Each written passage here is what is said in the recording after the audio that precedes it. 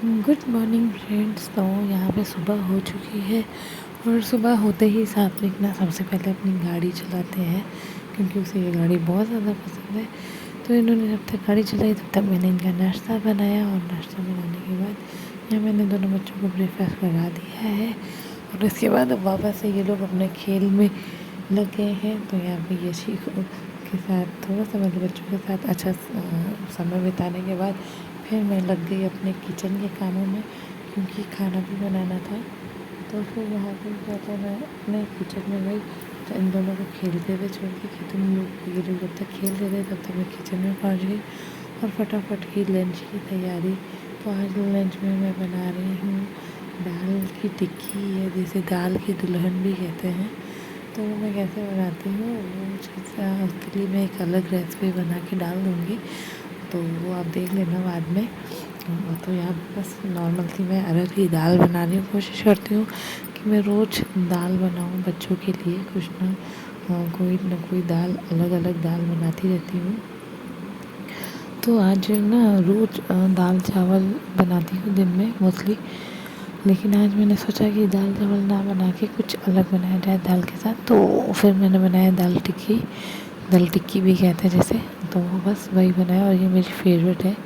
तो यहाँ पे मैंने दाल रखी थी भी गैस पे कि तब तक मेरी नज़र गई यहाँ आंगन में जहाँ पे बारिश होने की वजह से पानी मतलब बहुत सारा गिर गया था आंगन में और जिसकी वजह से फिर बच्चे गिर सकते हैं। तो मैंने फटाफट इसे साफ़ किया और जो बोरी होती है ना जूट की, वही हम लोग रखते हैं। इससे क्या है, ये पानी ऑब्जर्व बहुत अच्छा करता है। तो इसी से मैंने फटाफट इसे साफ़ कर दिया पूरा आंगन जो भी था, क्योंकि बच्चे इधर खेलते रहते हैं, दौड़ भाग करते हैं तो वो गिर सकते थे। तो यहाँ पे फटाफट साफ़ करने के बाद मैं वापस से इसे धूप में डाल आई जाके। धूप बहुत अच्छी हुई थी लास्ट डे, बारिश होने की वजह से आज धूप बहुत अच्छी थी। तो मैंने इसे धूप में डाल दिया ताकि अच्छे से सूख जाए, नहीं तो फिर गीली रहने की वजह से बहुत गंदी बदबू करती है। तो मैंने छत पे गई, इसे डाला और छत पे डालने के बाद मैं वापस से अपने किचन में आ गई। तो फ्रेंड्स आज के ब्लॉग में ना मैं आपको शेयर कर रही हूँ कि दो बच्चों के साथ मैं किस तरीके से अपना घर संभालती हूँ या किस तरह से मेरा दिन बीतता है इन दो शरारती बच्चों के साथ। तो देखिए जैसे मैं ऊपर गई थी ना छत पे डालने के लिए, तब तक सात्विक देखिए यहाँ कैसे सिंक पे लटके हुए हैं और नल खोलने की कोशिश कर रहे थे।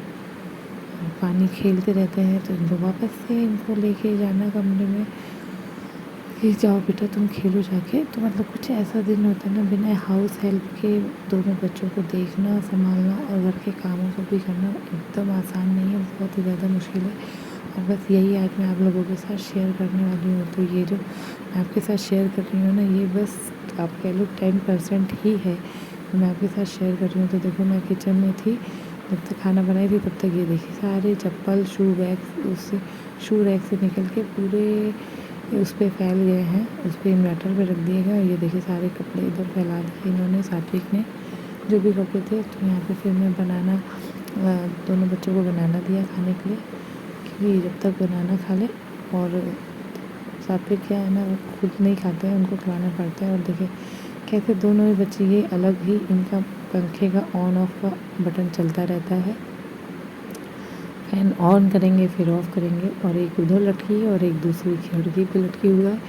तो मतलब बता रही हूँ मैं, दो बच्चों को दिन भर मैनेज करना बहुत मुश्किल होता है, वो भी घर के कामों के साथ। तो यहाँ पे जो शू रैक था ना, उसको पूरा सात्विक ने तोड़ भी दिया था। मतलब ये मीशो पे मिल जाता है बहुत ही अच्छे प्राइस में, मतलब बहुत ही कम प्राइस में मिल गया था तो मैंने लिया था।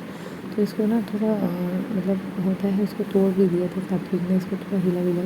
तो उसको मैंने थोड़ा सा उसको सही किया। फिर जो भी शू बाहर फैले हुए थे, सैंडल, इन सबको मैंने वापस से शू रैक में रखा और इसे वापस से सही किया करके फिर मैं वापस से अपने किचन में चली गई। और सच बताओ इस चक्कर में मेरा ना एक बार का तड़का दाल में डाल रही थी तड़का देने, वो तड़का भी जल चुका था।